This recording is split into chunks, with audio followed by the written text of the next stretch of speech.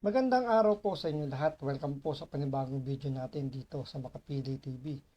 Ngayon ito, yung pag-uusapan lang po natin yung nangyaring drug testing ni dating Senador Bongbong Marcos na ngayon yung ating presidente na nung nakarang eleksyon, di ba, naghamunan yung mga presidentiables na magkaroon ng drug testing. So, lahat kumasa, and then itong si dating Senador Bongbong Marcos, kumasa siya pero parang nangyari dito, parang patago yata siyang nagpa-drug test. Ngayon, ito ngayon yung nagiging problema, or hindi naman problema, pero posibleng magkaroon ng panibagong issue dahil sa nangyaring pag-drug testing nito ni Pangulong Bongbong Marcos. So bago natin simulan yung topic na yan, kung hindi ka pa nakasubscribe sa Makapili TV, baka pwede naman pakipindot yung subscribe button. At the same time, palike na rin po ng video. Wala naman pong bayad dyan. Kaya pindot na. So ito, pag-usapan lang po natin itong drug testing ni Pangulong Bongbong Marcos kung saan mukhang magkakaroon to ng panibagong issue dahil sa ganitong klaseng drug testing. So ano ba tong drug testing issue na to? So panoorin po natin doon balita na to. So, head po ako ng drug testing laboratory ng St. Luke's Medical Center, Global City. So, yung 2 minutes and 54 seconds po, kaya po talaga ng drug testing kit. Mabilis po lumabas yung resulta. Yung mga sinasabi po nila ng 5 minutes, yun po yung maximum time na i-allow namin na lumabas yung line ng drug test. Pag lumabas po yung linya, hindi na mawawala yung negative na kayo. Pero yung naghihintay kayo na mag-appear yung linya hanggang 5 minutes po yung maximum. So we can get, sorry po, 40 to 50 seconds may resulta na po. 40 to 50 seconds, may resulta na. So yun, base dito kay dito sa resource person ng taga St. Luke's, meron silang drug testing kit na kayang magbigay kaagad ng instant result kung yung tao nagpapa-drug test ba is positive or negative. So napaka high-tech na pala ng St. Luke's talaga. So napaka nila na kaya nila maglabas ng ganung kabilis. Kasi hindi kagaya 'di ba ng mga drug testing company nung mga nag-apply tayo ng trabaho or tayo ng driver's license, 'di ba, nag-renew na medyo matagal. So, maabot minsan ng isang araw, isang oras yata, ganun. So, ganun katagal yung inaantay para makuha yung resulta. Pero dito sa St. Luke's, napakabilis. So, maximum daw ng 5 minutes, and then ang pinakamabilis is nasa 40 to 50 seconds lang. Nagkakaroon na ng resulta.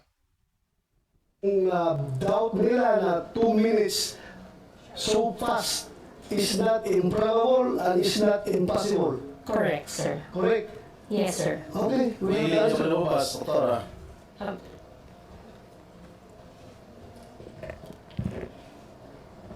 Good morning po. Please identify yourself. I'm Jereza Reyes, the drug analyst from St. Luke's Medical Center, Global City. So, as the analyst po, yes, may lumabas po na line. So, sa drug test kit po natin, meron din yung control line at saka yung line for the drug analyte. So, dun po sa resulta, may lalabas po dapat siya talaga na line as negative. Yes. Negative. Yes po. Alright. Will that satisfy everything? Mr. Chairman. Yes, Mr. Chairman. go ahead, Senator Escudero. Permission of Senator Jinggoy. On this point, Doctora Fernandez, and to Mr. Reyes, yung 2 minutes and 54, 57? 54. Ito yung oras na lumipas mula nung inilagay yung sample dun sa makina hanggang lumabas yung resulta. Tama ba? Sir, hindi po makina. Ito po ay drug test kit para pong pregnancy test kit or para yung COVID. Hindi naman po. So yun, parang pala siya, pregnancy test, na strip lang siya or parang meron siyang portion doon na doon nilalagay yung urine, and then ipaprocess ngayon ng kit na yun, maglalabas siya ng line. Like nung, di ba, katulad nga nung sa pregnancy test, kapag may lumabas na isa or dalawang linya, lalabas kung positive or negative. So, yun din yung pala yung ano, yung ginamit nito sa St. Luke. So, para siyang pregnancy test, kaya ganun kabilis. 'Di ba, sa pregnancy test mabilis din. Na once na mapatakan nga ng urine yung pinaka strip, is nandun na kagad yung magiging result. So, kaya pala ganun kabilis. So, ito tinatanong dito ni Senator Chis Escudero, parang kinukonfirm niya kung anong klase bang procedure yung ginamit. So, ang unang pagkakaintindi niya is machine. So, yun nga, kinonfirm naman ng taga St. Luke's na para siyang pregnancy test kit. I-drop mo lang yung urine sa one end, tapos sisintayin mo na lang siya. So, hindi ito yung kabuuan proseso ng kinuha yung urine na 2 minutes lang. Yung transaction time po is the specimen collection. So, pag-abot po nung sample, tapos gagawin na niya. At yung rule ng DOH, hindi pwedeng lumampas ng, Wala pong rule ng DOH. hindi pwedeng mas mabilis kesa, ano yung 5 minuto binabanggit yung kanina? Yung drug test kit po na ginagamit namin, hanggang 5 minutes po, pwede niyong basahin. Now, I remember the press con of then Executive Secretary, no, he was not yet Executive Secretary at that time, he was about to be, Vic Rodriguez. Sabi niya, tinest daw po sa lahat ng uri ng droga. Ano pong klase ng droga tinest o lahat po ba kasama? Kanino po? Kay... Yung test po na So, yung tanong pala rito, yung tinatanong dito ni Chis Escudero, base daw sa kanyang pagkakaintindi, etong si dating Executive Secretary, na dating abogado ni Pangulong Bongbong Marcos, na sa lahat daw ng klase ng droga tinest nung nagpa-press ko na or nagbigay siya ng statement na lahat daw ng klase ng droga, yun yung kinuwang drug test ni Pangulong Bongbong Marcos. So, ito nililiwanag dito ni Senator Chis Escudero. ano ninyo? Cocaine lang po ang pinagawa. Cocaine lang po ang ginawa. Opo. Hindi po kasama ang iba. Hindi po. Yung result So, yun. Sinabi ng taga St. Luke's na cocaine lang yung, kumbaga, parang yung kit na ginamit kay Pangulong Bongbong Marcos is depende kung ano yung request ng kanilang tao. Kung ano yung request ng pasyente, kung ano yung ipatetest. So, ang request is cocaine. Tatanungin po ba isa na publiko? I saw it on GMA, read it in the papers. The results of the drug test. This is what? If I may answer, Senator Cheese, this was widely publicized in 2021, if I may recall, if my memory serves me right. So it was publicized, ma'am. So, inilabas pala yung resulta ng drug test ni Pangulong Bongbong Marcos sa GMA kung tama daw yung pagkakaintindi or pagkakatanda nito ni Senator Jinggoy Estrada. So, publicized naman pala. So, pero hindi nasabi doon yata sa balita na yon kung anong klaseng drug test yung isinagawa o yung pinagawa ni Pangulong Bongbong Marcos na dating senador. So, dito lang nalaman pala nila. O dito rin natin nalaman na ang request dito ni dating senador, ngayon Pangulong natin si Bongbong Marcos, na cocaine lang pala yung ititest kung siya is positive or negative dun sa cocaine. It didn't come from St. Luke's. It came from the person tested. So, Mr. Senator Chis, yung drug test na ito na pinag-usapan na ito, yung sinabi ni Executive Secretary Rodriguez, this pertains to the drug test that you made on the former Senator Bongbong Marcos? Yes. Yung ba yung sabihin? Yes. Opo. Yan yun? Opo. So, you said that particularly cocaine ang tinitest ninyo. Why cocaine? Yun po yung hiningi niya Hiningi ni nung pasyente. sino pasyente? Si Marcos po. President Marcos. Then Then Senator Marcos. Yun ang gusto niyang hingin about cocaine. Yun po lang hinihingi Your niya. laboratory is capable of tracing cocaine residues dun sa ihi ng pasyente. Yes po. So, iba yung ginagamit nyo sa cocaine, iba yung ginagamit nyo sa sebo. Iba rin gagamitin ninyo sa marijuana. Am I correct? Opo. Pero kung ako, okay na ako, pupunta ako doon sa iyo, I want a drug test. Anong gagamitin ninyo? Kung ano pong hihingin niyo. Oh, may ganun ba na hingin? So ito yung sinasabi natin na magkakaroon ng panibagong issue. Kasi nga, ito nga tinatanong ni Senator Bato de la Rosa na pwede palang ganun na cocaine lang yung gusto kong ipatest, wag mo nang tingnan kung ano yung ibang substance.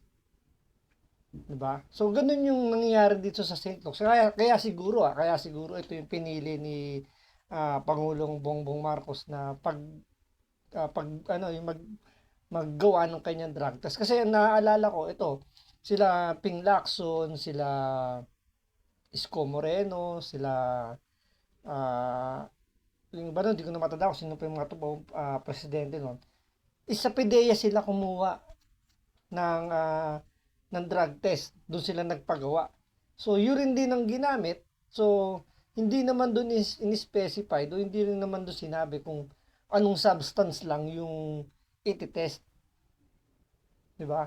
Kasi real talk naman din 'di ba? Real talk din. Kapag ikaw nag-apply ng trabaho or nasa trabaho ka at meron kayong annual physical examination, andyan yung may drug test. Wala namang nakalagay doon sa drug test na yon kung anong specific substance lang yung ititrace or ititingnan kung ano yung ginamit mo if ever na gumagamit ka ng illegal substance. 'Di ba wala namang ganun?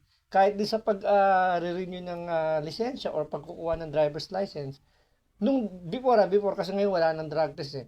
Pero dati naaalala ko kapag nag-renew ng lisensya, meron din drug test pero wala naman din sinasabi na kung anong substance lang.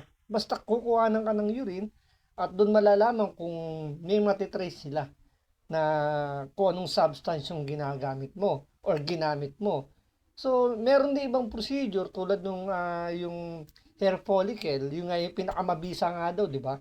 Na kahit na umabot pa ng 1 taon, kaya pang i-detect kung ikaw ay gumamit ng illegal substance or hindi.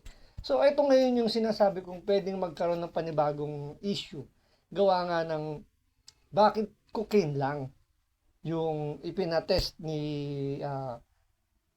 Pangulong Bongbong Marcos. Bakit hindi tiningnan o hindi niya pina-check kung anong ibang substance pa.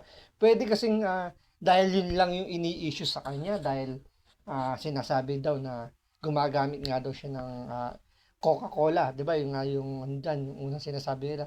So, understandable naman kung sabing Coca-Cola is nire-refer doon sa cocaine. Kaya siguro yun yung pinatest niya lang. Pero pwede rin lumabas or pwede rin isipin o pwede rin gamitin ng mga kritiko niya na pwedeng gumagamit siya ng ibang substance. Andyan yung shabu, sabi nga ni Senator Bato de la Rosa, shabu, marijuana, ecstasy, ano ba mga substance yan?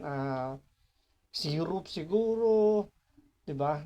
O ano pa. So, pwedeng dapat yun na lang yung kinuha mong drug test. At least doon, pwede mo nang kasi panlahatan. So, pwede mo nang i-clear yung sarili mo as negative ka na hindi ka talaga gumagamit.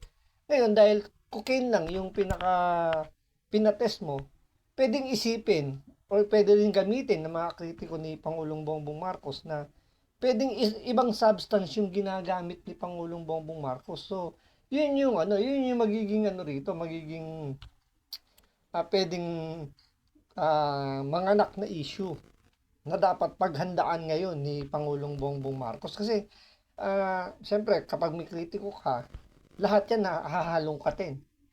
Hindi yan palalampasin. Maliit na butas na makitaan kanya, palalakihin yan, or doon ka talaga niya yayariin. So, dahil nga dito nalaman natin na yun lang pala. So, cocaine lang pala yung pinatest ni Pangulong Bongbong Marcos.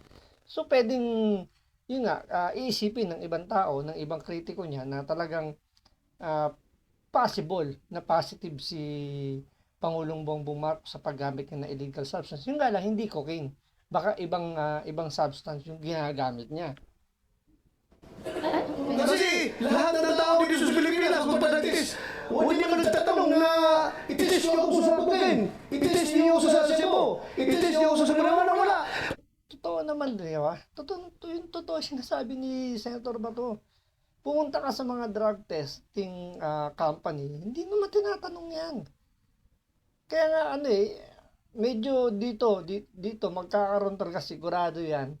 Magkakaroon ng panibagong issue pagdating dyan sa illegal substance o yung mga illegal substance. Parang baka mayari tayo na YouTube eh. So, illegal substance na lang.